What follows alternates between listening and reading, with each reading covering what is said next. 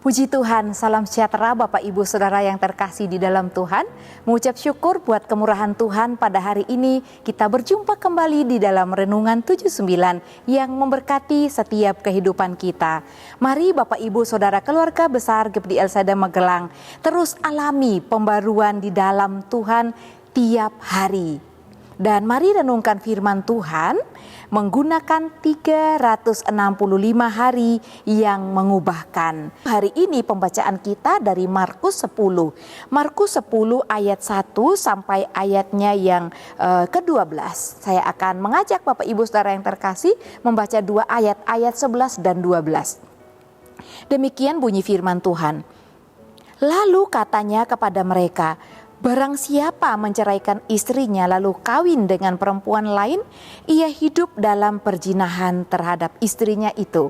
Ayat 12. Dan jika si istri menceraikan suaminya dan kawin dengan laki-laki lain, ia berbuat zina. Nah, mari Bapak Ibu, yang pertama metode apa tadi? Metode observasi ya. Sebelum kita masuk ke dalam metode tersebut, saya memberikan judul untuk renungan kita pada hari ini, yaitu perzinahan. Marak sekali terjadi perzinahan mungkin di lingkungan kita, mungkin juga dalam keluarga, atau mungkin kita lihat di dunia ini terjadi perzinahan di mana-mana Bapak Ibu Saudara ya. Nah, kita masuk, mari kita melakukan observasi Markus 10 ayat 1 sampai 12. Yang pertama, siapa saja yang terlibat?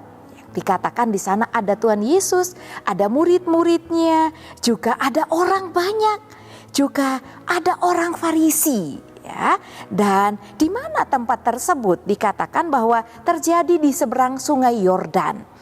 Dan juga apa yang terjadi pada waktu itu, dikatakan bahwa ketika Yesus menyeberang dan ada di seberang Sungai Yordan, banyak sekali orang-orang berbondong-bondong mengikut Yesus. Dan ketika orang yang banyak itu mengikut Yesus, Yesus segera mengajar orang banyak tersebut. Dan selanjutnya orang Farisi juga datang bertemu dengan Tuhan Yesus dan mencoba Yesus dengan pertanyaan. Ya, menjebak Yesus ya dengan pertanyaan. Kadang-kadang ada orang yang menjebak kita dengan kata-kata, dengan pertanyaan dan lain sebagainya. Waktu itu orang Farisi mencoba Yesus dengan mengajukan satu pertanyaan, yaitu dengan berkata, apakah seorang suami diperbolehkan menceraikan istrinya? Bapak Ibu baca ya dari ayat 1 sampai 12. Apakah seorang suami dapat menceraikan istrinya? Tadi kita sudah baca di dalam ayatnya yang ke-11 itu jawaban Tuhan Yesus kepada murid-murid. Kita lihat ayatnya yang ke-9. Karena itu apa yang telah dipersatukan Allah tidak boleh diceraikan manusia. Nah, di atas ayat ini ada pertanyaan dari orang Farisi ya, bahwa dikatakan ada pertanyaan kepada Tuhan Yesus. Nah, ayat 2. Maka datanglah orang-orang Farisi dan untuk mencoba Yesus mereka bertanya kepadanya, apakah seorang suami diperbolehkan menceraikan istrinya? Bapak Ibu lihat ya, ada jawaban Yesus di situ. Orang Farisi ingin mencobai Tuhan Yesus, bertanya, apakah seorang suami boleh menceraikan istrinya? Dan juga hal ini dipertanyakan kembali oleh murid-muridnya di ayat 10 sampai ayat 12. 11-12 jawaban Tuhan Yesus. Ayat 10 murid-muridnya kembali bertanya saat Yesus berada di rumah. Dengan pertanyaan yang dilakukan oleh orang Farisi diulangi oleh murid Yesus. Nah, kita lihat ya tentang observasi akan firman Tuhan ini. Bagaimana respon Yesus terhadap orang Farisi dan bagaimana respon Yesus kepada murid-muridnya yang mengulangi pertanyaan tentang apakah boleh seorang suami menceraikan istrinya. Yang pertama, respon Yesus kepada orang Farisi. Yesus menjawab orang Farisi. Jawaban Yesus kepada mereka adalah apa yang dipersatukan Allah tidak boleh diceraikan oleh manusia pada ayat 9 Bapak Ibu Saudara ya.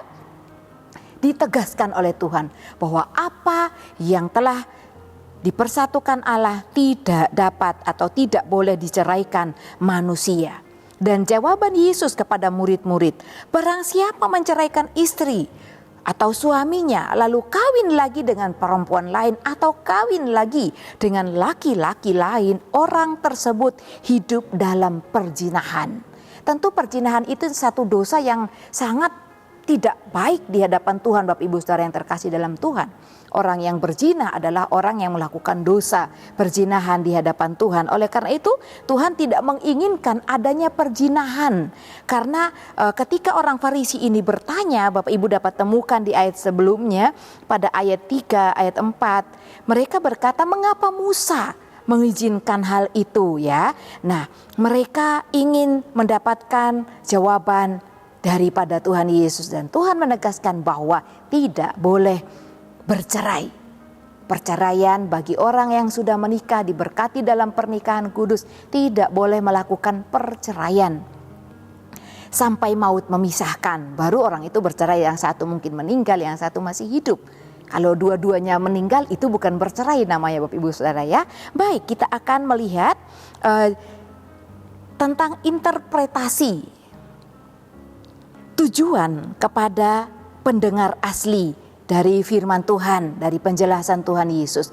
Ketika orang Farisi berkata, Musa memberi izin untuk menceraikannya dengan membuat surat cerai, ayat 4. Dan kita lihat bahwa tujuan untuk pendengar asli dimaksudkan agar mereka pahami bahwa Musa mengizinkan dan menulis surat perceraian karena ketegaran hati mereka, karena mereka yang memaksa Musa, karena paksaan mereka, karena penindasan, sehingga Musa mengikuti kehendak hati mereka, karena konsekuensi kesalahan mereka yang menanggungnya. Tuhan Yesus berkata, karena ketegaran hati mereka, hati kalian, sehingga Musa melakukan hal itu, mengizinkan bahkan menulis surat perceraian. Tetapi Tuhan Yesus berkata, mulai saat itu mereka tidak boleh melakukan perceraian atau melakukan lagi seperti surat izin yang pernah mereka tuliskan oleh seizin Musa. Tentang kebiasaan ini kita belajar tentang interpretasi bagi manusia. Bagi manusia ya, perkawinan atau pernikahan itu seringkali berulang. Karena itu kebiasaan atau sifat manusia menganggap rendah perkawinan, dengan mudahnya bercerai dan kawin lagi. Banyak sekali Bapak Ibu Saudara yang terjadi di masyarakat ya hal demikian. Ketika menikah masalah 1-2 kali, lalu masalah lagi, atau tidak adanya kecocokan prinsip atau pola pikir. Kadang-kadang mudah orang itu bercerai lalu mencari pasangan yang baru, menikah lagi. Tidak lama kemudian bercerai lagi, menikah lagi. Bagi anak Tuhan, Tuhan tidak izinkan hal ini terjadi. Nah, itu kebiasaan atau sifat manusia yang menganggap rendah perkawinan atau pernikahan. Dan bagi Tuhan ya, bagi Tuhan perkawinan atau pernikahan itu hanya 1 kali sampai maut memisahkan. Jangan jelas firman Tuhan menjelaskan bahwa perpisahan itu ketika maut itu datang. Salah satu dipanggil oleh Tuhan, itulah terjadi perpisahan dan perceraian dalam hal yang baik ini.